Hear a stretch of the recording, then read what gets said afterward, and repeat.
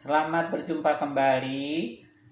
Kita hari ini senang sekali bisa berbicara lebih lanjut mengenai berbagai macam hal-hal yang berhubungan dengan alergi.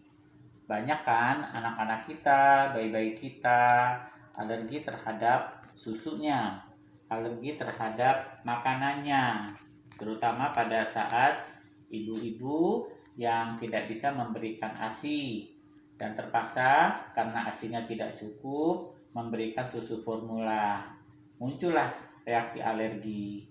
Pada bayi besar, ketika anak-anak bayi itu sudah mulai dengan makanan tambahan, MPASI, mulai pula alergi, mungkin alergi terhadap seafood, mungkin alergi terhadap putih telur, maupun juga alergi terhadap susu sapi dan berbagai makanan lain. Jadi alergi makanan itu bisa terjadi mulai dari bayi dan sampai anak-anak. Bagaimana sih bentuknya? Kita tidak asing lagi. Sering bayi-bayi kita, bayi tetangga, bayi teman-teman kita, mukanya seperti beruntusan, mukanya seperti banyak ruam, mukanya berwarna merah-merah. Kemudian kelihatan kalau bayi itu berusaha menggaruknya karena memang rasanya gatal. Kita tahu bahwa ini sih tidak berbahaya, tetapi sangat mengganggu pada bayi. Nah, kasihan melihatnya kan? Nah, ternyata bisa saja hal kulit seperti ini terjadi karena makanan yang dimakan oleh bayi, minuman yang diminum oleh bayi, ataupun juga ASI yang terkandung di dalam dari ASI ibunya sudah mengandung zat-zat alergen, tergantung dari ibunya makan apa sebelum memberikan ASI. Nah, dalam slide berikut kita akan melihat berbagai perbedaan. Di sini yang paling atas adalah alergi susu sapi. Kita tahu itu adalah suatu kondisi di mana sistem kekebalan tubuh yang seharusnya merespon positif, ini merespon negatif terhadap susu atau terhadap olahan-olahan yang mengandung susu. Sehingga hasilnya adalah muncul gejala tidak normal. Gangguan kesehatan yang satu ini dialami oleh anak-anak ketika mulai belajar mengkonsumsi makanan pengganti ASI. Alergi makanan itu karena makanan ini adalah suatu respon imun dari bayi yang berlebihan terhadap salah satu protein dalam makanannya tersebut. Jadi mungkin MPASI-nya mengandung protein-protein tertentu yang bagi anak tersebut dianggap asing sehingga dia hipersensitif. Nah, berbeda dengan yang kita kenal dengan intoleransi laktosa. Intoleransi laktosa bukan karena alergi, tetapi diakibatkan oleh ketidakmampuan tubuh dalam mencernakan laktosa. Laktosa itu adalah gula yang ada di dalam makanan. Nah, gula itu molekul besar harus diurai sebelum bisa diabsorpsi diserap oleh usus. Nah, sebelum dia diurai namanya laktosa. Nah, kalau dia tidak toleransi terhadap laktosa, maka terjadilah intoleransi laktosa. Jadi bukan suatu reaksi alergi ya. Nah, kita akan melihat pada slide yang selanjutnya. Di sini kita dapat melihat beberapa tanda-tanda hal-hal yang memberikan petunjuk kepada kita bahwa bayi kita, anak kita itu mengalami alergi susu sapi. Kemungkinan alergi susu sapi adalah kita menemukan adanya ruam-ruam merah pada kulit, seringkali disertai gatal dan kemerahan. Kadang-kadang alergi itu tidak hanya di kulit, tapi juga bisa bermanifestasi di dalam bentuk batuk, pilek yang hilang timbul. Setiap kali dia terpapar dengan zat alergi itu, dia muncul kembali batuknya, pileknya, sehingga kita sebut dia batuk dan pileknya kok berulang ya. Jadi ada gejala gangguan nafas yang berulang disertai dengan bunyi nafas yang kelihatannya berbeda dari nafas bayi atau anak normal. Bisa saja alergi itu tidak di saluran nafas, juga bukan di kulit, tetapi bisa juga alerginya muncul di saluran cerna. Nah, di saluran cerna itu apa ya? Di saluran cerna itu menimbulkan gejala gangguan cerna. Biasanya apa pada gangguan cerna yang kita sering temui adalah gejala diare. Diarenya sedemikian rupa sehingga bisa sampai BAB anak itu mengandung darah berwarna merah. Jadi yang menjadi pertanyaan buat kita adalah, kenapa sih ada anak yang begitu lahir sudah punya bakat alergi, anak yang lain kok tidak apa-apa? Dahulu kita menganggap alergi itu murni genetik, turunan, itu dari orang tuanya memang alergi. Sering kita lihat bahwa memang orang tuanya punya bakat alergi juga.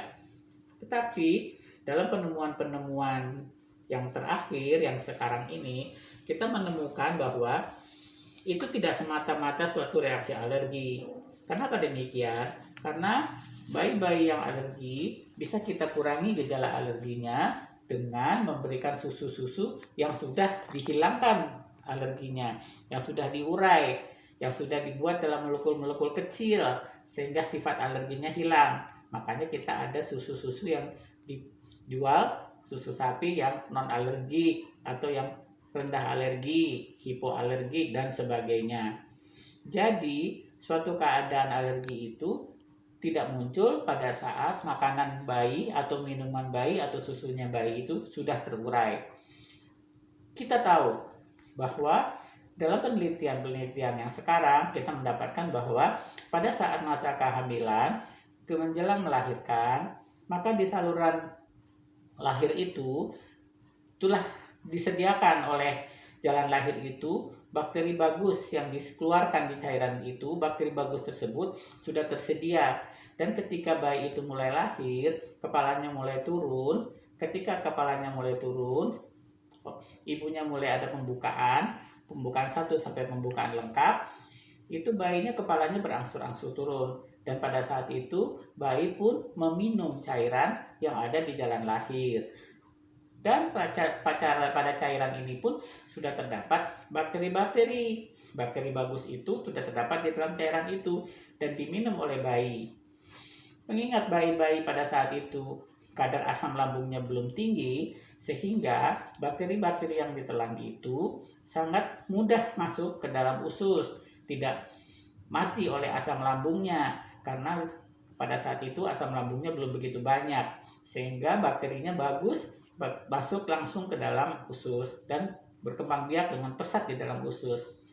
Apa yang terjadi? Kita lihat setelah bayi lahir, bayi tersebut yang sudah meminum bakteri bagus tersebut akan mempunyai bakteri bagus yang berkembang biak banyak mengisi seluruh saluran cernanya, di mana bakteri bagus ini telah kita lihat memberikan manfaat yang luar biasa.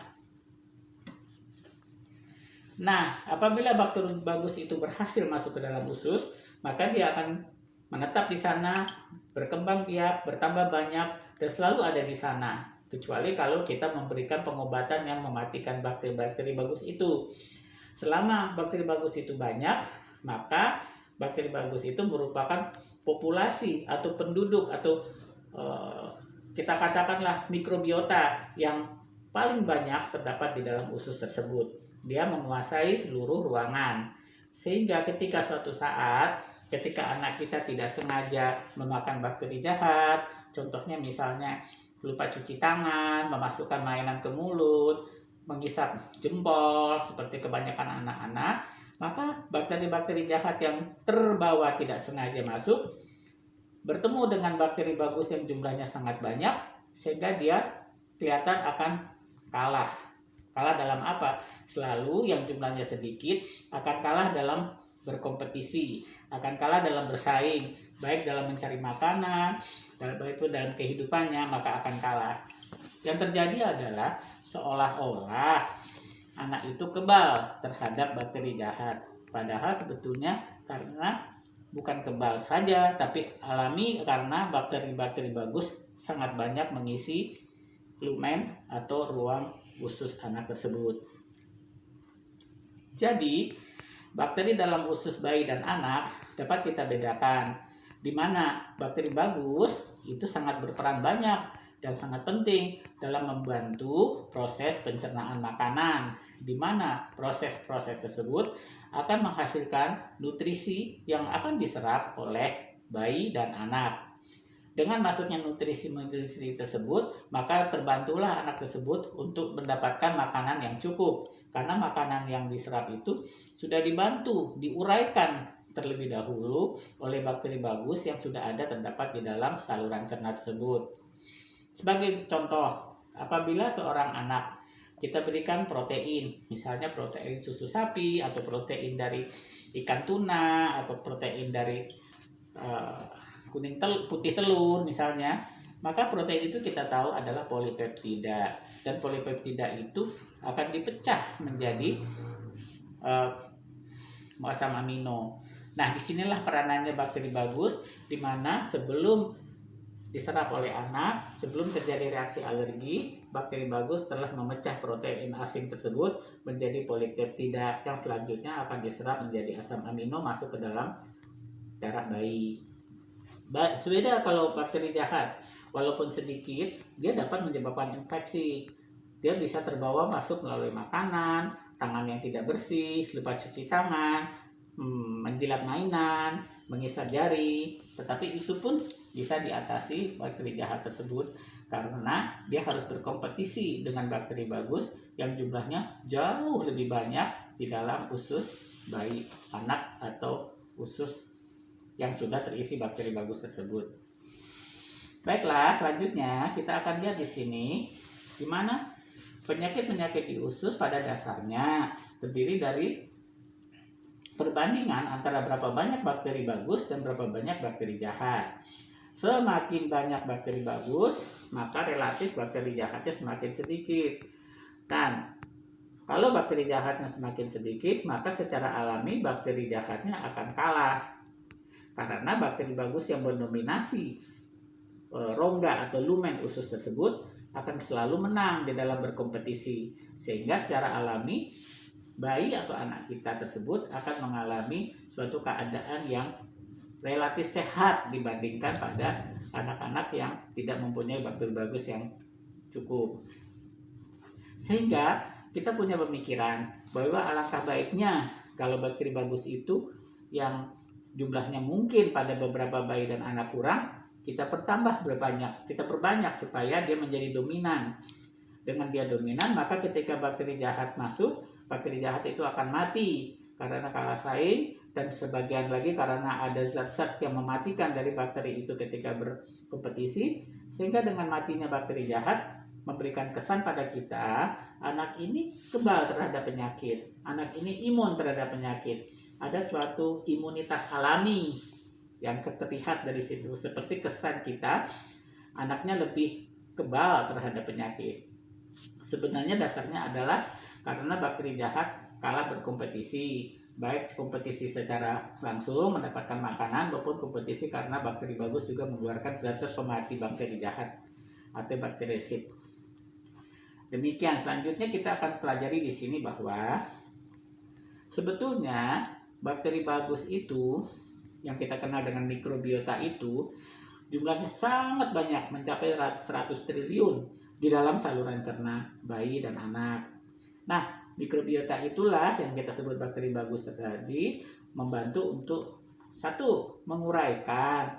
Jadi tadi kita sudah tahu ya, protein itu diuraikan menjadi polipeptida yang kelak nanti akan diuraikan lagi menjadi asam amino, baru bisa diserap oleh usus bayi dan anak.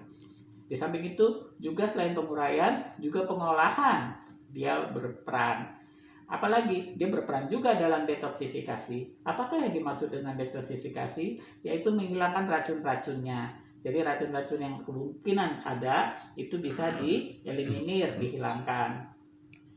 Dan di samping itu sebetulnya dia juga membantu pekerjaan terjadinya imunitas yang kita kenal dengan secretory IgA, adalah imunoglobulin A yang dikeluarkan oleh sekret usus pada bayi dan anak. Ditambah lagi juga membantu dalam memproduksi vitamin yang ada di dalam usus. Nah, sekarang ini kita mengalami bahwa kita menyadari juga bahwa bakteri bagus itu sangat penting untuk tubuh kita, untuk tubuh bayi, untuk tubuh anak. Semua gangguan mikrobiota dalam tubuh yang bisa menimbulkan berbagai penyakit yang disebabkan oleh masuknya bakteri jahat, masuknya jamur ke dalam lumen yang tidak sengaja masuk ke dalam rongga usus, itu akan bisa dieliminir oleh bakteri bagus sehingga menghilangkan gejala penyakit. Nah, kemudian kita lihat dalam slide ini bahwa kalau kita menemukan kasus, suatu katakanlah kasus diare. Diarenya kenapa? Mungkin diarenya disebabkan karena alergi. Kemudian apa yang terjadi? Biasanya kita dianjurkan untuk mengganti susu. Susu yang mana? Susu yang rendah faktor alerginya, susu yang hipoalergik, susu yang sudah diuraikan sehingga sifat alerginya telah hilang, ya kan? Jadi susu itu telah diuraikan, telah hilang sifat alerginya. Dengan apa risikonya? Dengan rasa yang kurang enak. Rasanya tidak enak karena itu diproses oleh mesin. Kita membeli. Kedua apa? Kedua, susu itu harganya mahal, lebih mahal dari susu yang biasa. Jadi suatu pengeluaran. Sebetulnya kita tidak perlu melakukan pengeluaran seperti itu karena pabrik penguraian itu sebetulnya sudah ada di dalam usus kita, sudah ada di dalam usus bayi, sudah ada di dalam usus anak. Apa itu? Bakteri bagus tadi yang berfungsi menguraikan. Dia berfungsi sebagai pabrik yang menguraikan zat-zat alergi itu menjadi bentuk-bentuk molekul kecil yang tidak lagi menjadi alergen. Selanjutnya, kalau secara mudah kita sederhanakan, semua makanan yang masuk itu, katakanlah protein, itu adalah molekulnya besar, molekulnya panjang, karena kita tahu protein itu adalah rangkaian polipeptida. Polipeptida itu adalah rangkaian dari asam amino. Asam amino itu adalah zat makanan yang kita perlukan untuk membangun tubuh kita. Nah, asam amino itu dirangkai menjadi polipeptida. Polipeptida disambung-sambung, dirangkai menjadi protein. Itulah yang kita kenal dengan protein. Kita makan daging, kita minum susu, kita makan ikan, dan sebagainya. Makan putih telur, makan seafood, itu semua protein. Berarti dia semua molekulnya molekul besar, ya, rantai panjang. Nah, sifat dari rantai panjang adalah bersifat benda asing bagi tubuh, sehingga dia akan dianggap sebagai benda asing dan akan menimbulkan reaksi alergi. Kemudian apabila rantai panjang itu kita pecah, berhasil dipecah, maka dia akan menjadi molekul kecil. Dengan molekul kecil ini akan lebih mudah diabsorpsi. Kalau sudah jadi molekul kecil, katakanlah sudah jadi polipeptida, kemudian sudah menjadi asam amino, maka dengan mudah diserap oleh dinding usus bayi, dinding usus anak. Siapa yang bisa memecah? Yang bisa memecah adalah fungsi daripada enzim. Karena itu di dalam usus itu banyak sekali enzim. Nah, enzim-enzim inilah yang berfungsi memecahkan rantai besar, rantai panjang menjadi rantai kecil-kecil. Dan enzim ini ternyata juga dihasilkan oleh bakteri bagus, sehingga saling membantu. Di mana bakteri bagus ini, karena dia membutuhkan makanan, maka dia menghasilkan enzim untuk memecahkan rantai panjang menjadi rantai-rantai kecil. Kita mendapatkan manfaatnya, bayi dan anak kita mendapatkan manfaatnya, yaitu bakteri-bakteri yang itu memecah makanan besar yang bersifat berpotensi alergi menjadi molekul-molekul kecil, yang dimana kalau sudah molekul kecil tidak menimbulkan alergi lagi, sehingga kita melihat hilangnya reaksi alergi. Selanjutnya kita akan melihat di sini bahwa seorang bayi kalau dia sudah agak besar, dia harus mendapatkan MPASI. Seorang bayi apabila ibunya tidak cukup ASI-nya harus mendapatkan susu formula sebagai pengganti.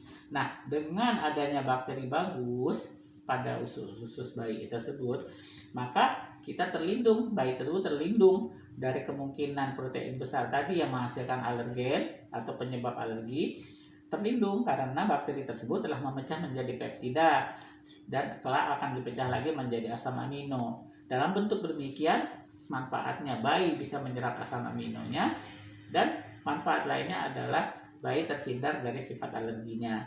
Begitu pula pada anak. Apabila anak-anak itu telah terbebas dari alergen, maka reaksi alerginya hilang, seperti kemerahan, ruam di kulit, atau pilek batuk berulang, atau diare berulang sampai BAB-nya mengandung darah dan sebagainya, ya. Terkesan anak kita menjadi lebih kuat, lebih kebal. Selanjutnya, di sini menggambarkan bahwa perbedaan antara kelahiran dengan cara sesar dan kelahiran secara normal. Nah, pada kelahiran sesar kita akan lihat nih bahwa dia lahirnya melalui jendela yang dibuka. Nah, lahirnya pun cepat, hanya dalam hitungan menit sudah lahir. Sehingga tidak ada kesempatan dari bayi tersebut untuk minum bakteri bagus dan juga tidak melewati jalan lahir yang banyak mengandung bakteri bagus. Apa yang terjadi? Bayi itu lahir dengan bakteri bagus yang sedikit jumlahnya di dalam ususnya. Sebaliknya, bayi yang dilahirkan dengan normal, bayi itu mengalami partus skala 1, partus skala 2. Nah, waktu mulai ada pembukaan 1 sampai pembukaan lengkap, itu membutuhkan waktu berjam-jam. Nah, selama itu sedikit demi sedikit ibunya kontraksi, sedikit demi sedikit kepala bayi didorong ke bawah, sedikit demi sedikit bayinya melewati jalan lahir, di mana jalan lahir itu sudah menyediakan bakteri bagus, sehingga secara alami bayi tersebut sambil dia kepalanya turun, bayi itu meminum cairan itu. Dengan dia meminum cairan bakteri bagus itu, maka dia akan menelannya, ya, dan bakteri bagus itu akan masuk ke dalam usus bayi, berkembang pesat dengan cepat di dalam usus bayi. Itulah kelebihan yang akan didapatkan apabila kita lahir secara normal, berbeda dengan lahir secara sesar. Namun tidak usah kecil hati, karena secara natural dia dapat, bayi yang lahir dari jalan lahir dapat mendapatkan bakteri bagus, tetapi secara artifisial sebagai seorang medis dalam ilmu kedokteran sekarang, kita sudah berhasil untuk memisahkan bakteri-bakteri bagus tersebut yang bisa kita berikan, kita kembang biakan, kemudian diberikan kepada bayi-bayi yang kebetulan lahirnya tidak bisa jalan normal, kebetulan lahirnya harus sesar, sehingga kebetulan bakteri bagusnya kurang, dan kita berikan bakteri bagus itu setelah lahir. Jadi tidak perlu kecil hati, kita punya jalan keluar dan kita punya solusinya. Selanjutnya, bakteri bagus yang kita berhasil biakan itu yaitu bakteri bagus yang ada di dalam saluran lahir.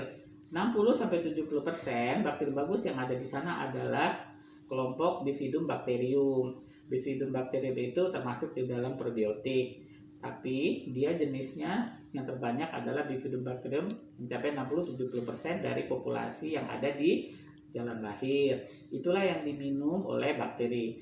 Kelebihannya ialah dia mampu menghasilkan asam laktat, asam asetat. Dia juga mampu menggunakan sumber karbon berupa sukrosa, glukosa, galaktosa, dan substrat fermentasi yang dimanfaatkan oleh sebagian besar spesies bakteri ini meliputi galaktosamin, glukosamin, amilosa, amilopektin. Singkatnya, bakteri ini akan berkembang, kemudian dia berhasil untuk dikembangbiakan. Itu yang penting buat kita, bahwa dia berhasil dikembangbiakan sehingga dapat diberikan pada mereka, pada bayi-bayi yang kebetulan kurang bakteri bagusnya. Lanjut, kita lihat itu tentu tidak heran, maka dalam kehidupan hari pertama sampai hari ke-7, bakteri itu jumlahnya sangat meningkat cepat. Bulan pertama, minggu pertama, minggu ketiga, sampai bulan ke-6, akhirnya sampai 3 tahun, itu terlihat peningkatan yang sangat cepat, ya, sangat cepat dari pertumbuhan bayi tersebut.